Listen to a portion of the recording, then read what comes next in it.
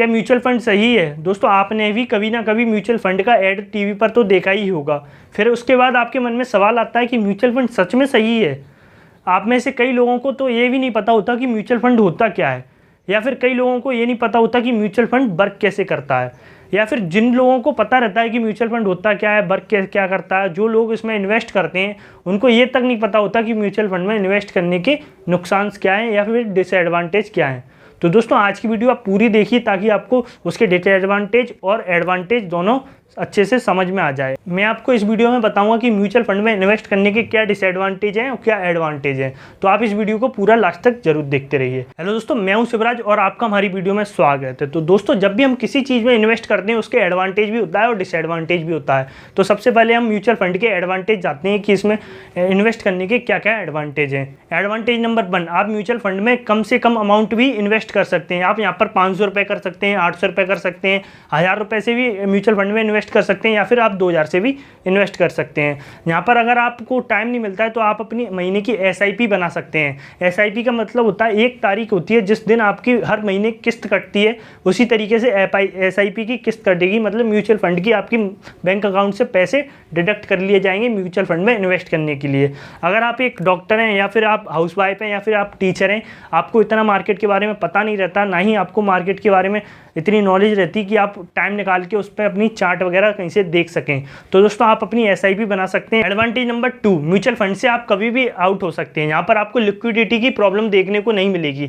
ऐसा नहीं है भाई मैंने इसे स्टॉक में पैसा लगाया, मैं यहाँ पर फंस गया लिक्विडिटी के चक्कर में कि अब मैं इसको बेच नहीं सकता, तो आप यहाँ पर कभी भी आउट हो सकते हैं। एडवांटेज नंबर 3, जब भी आप म्यूचुअल फंड में इन्वेस्ट करते हो तो आपका पैसा एसेट मैनेजमेंट कंपनी के पास जाता है। उस कंपनी के पास अपने खुद के एक्सपर्ट या फिर फंड मैनेजर होते हैं जो कि आपका पैसा अलग अलग कंपनियों में डिवाइड करके इन्वेस्ट कर देते हैं। एडवांटेज नंबर 4, यहाँ पर रिस्क बहुत कम होता है क्योंकि जो आपका पैसा होता है वह एक्सपर्ट के द्वारा टॉप कंपनियों में इन्वेस्ट किया जाता है, तो यहाँ पर आपका रिस्क बहुत कम हो जाता है। जब भी हम इन्वेस्ट करते हैं तो हम सोचते हैं कि एक कंपनी में पैसा लगा दें अपना पूरा, तब हम गलत रहते हैं, क्योंकि हम जब एक कंपनी में पैसा लगा देते हैं तो वही जब डूबेगी तो हमारा पूरा प्रॉफिट डूब जाता है। पर म्यूचुअल फंड में ऐसा नहीं होता है। म्यूचुअल फंड में जो एक्सपर्ट होते हैं जो कंपनियों के, वह आपका पैसा किसी में 50 लगा दिया है, जैसे ही मान के चलते हैं आपने 500 इन्वेस्ट किया है तो किसी में 50 लगा दिया, किसी में 25 लगा दिया, किसी में उन्होंने 200 लगा दिया, किसी में 100 लगा दिया, तो इस तरीके से वह आपके पैसे को डिवाइड कर देते हैं परसेंटेज के हिसाब से,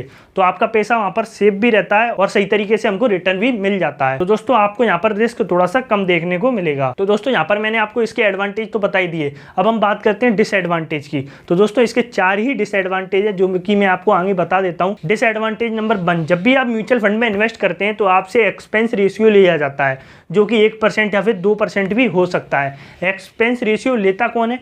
जो कंपनी लेती है जो कि आपके पैसे को म्यूचुअल फंड में इन्वेस्ट करती है, जो अपना म्यूचुअल फंड चला रही होती है। जैसे कि हम मान के चलते हैं किसी कंपनी, आपके पास टाइम नहीं है तो आपने म्यूचुअल फंड में XYZ कोई भी कंपनी है उससे आपने म्यूचुअल फंड में इन्वेस्ट करना शुरू कर दिया, पर वह कंपनी आपका 1 से 2% रुपये अपने चार्ज में रख लेगी, क्योंकि वह कंपनी अपने फंड मैनेजर और एक्सपर्ट के द्वारा आपका पैसा इन्वेस्ट करती है, तो उस कंपनी को भी तो कुछ ना कुछ चाहिए, इसलिए वह आपसे 1 से 2% एक्सपेंस रेशियो लेती है। डिसएडवांटेज नंबर 2, कुछ म्यूचुअल फंड में आपको लॉकिंग पीरियड देखने को मिलता है। लॉकिंग पीरियड क्या होता है?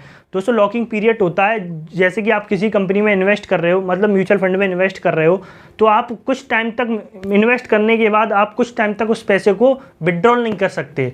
जी हाँ दोस्तों, कुछ लिमिट रहती है कि उस टाइम के बाद अपना पैसा आप विड्रॉल कर सकते हैं। अगर आप उन्हें उस टाइम से पहले अपना पैसा विड्रॉल किया तो आपको कुछ ना कुछ चार्जेस देने पड़ेंगे, जो कि उनके डिस्क्रिप्शन में या फिर अदर चार्जेस में लिखा होता है। तो आप सबसे पहले म्यूचुअल फंड में जब भी इन्वेस्ट करो तो आप उनका अच्छे से डॉक्यूमेंट पढ़ लीजिए। डिसएडवांटेज नंबर 3, यहाँ पर आपका कोई भी कंट्रोल नहीं रहता है। जी हाँ दोस्तों, यहाँ पर आपका कोई भी कंट्रोल नहीं रहता। आपने अगर अपनी SIP स्टार्ट कर दी है तो आपको हर महीने SIP देनी पड़ेगी और रोकनी पड़ेगी।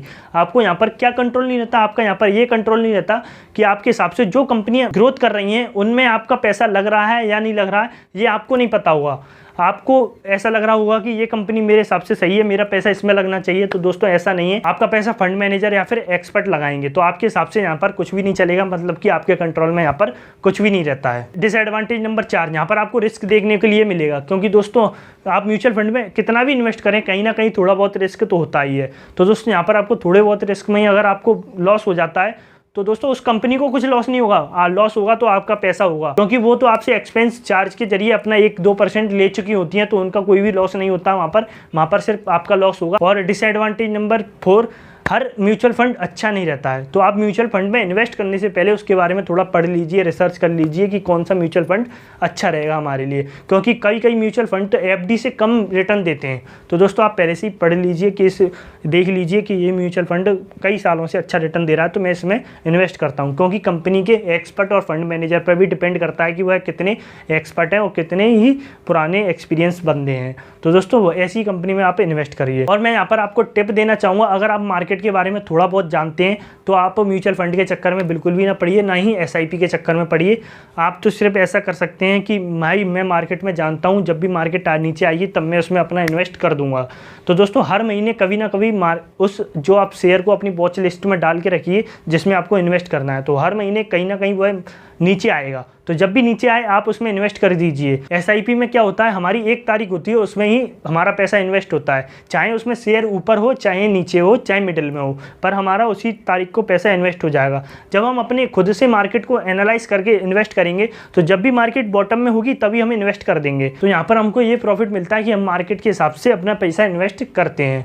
तो दोस्तों आज की वीडियो में बस इतना ही था। अगर आपको ये वीडियो अच्छी लगी हो तो चैनल को सब्सक्राइब कर देना, वीडियो को लाइक कर देना। हम मिलते हैं किसी ऐसी वीडियो में, जब तक के लिए जय हिंद, जय भारत।